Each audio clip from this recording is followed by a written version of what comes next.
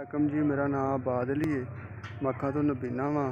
अगे भी तुसां भाई साडी मदद की सी। मेरे नाल बजुर्ग सन बाबा वलैत ते वो अज नहीं है इत्थे। उन्हां दी बच्ची नहीं ठीक है हस्पताल है। ते ताडी दाड़ी वाले बजुर्ग मैं भी अक्खां तो नबीना वा, वो भी अक्खां तो नबीने ने। तो अपनी बच्ची का पता लैन वास्ते गए ने। उन्हां 2 दिन बाद च आना है। ताडी तरफों 10,000 रुपया मिल गया सानू दोवां नू। मैं भी मदद की है। अल्लाह पाक उनका भला करे, उनकी खैर करे, उन्हें तंदरुस्ती देवे, दिल दियां ख्वाहिशां आसां पूरियां करे रब सोना।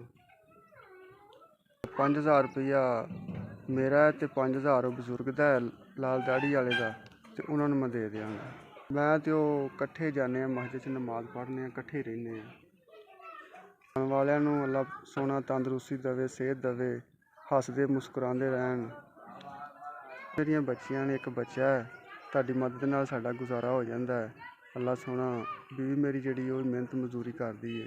अल्लाह सोना ताड़ी खैर करे। अल्लाह सोना तुहानू अरशां दा भाग लावे, ताड़े दिल दियां ख्वाहिशां मुरादां आसां पूरियां करे अल्लाह सोना।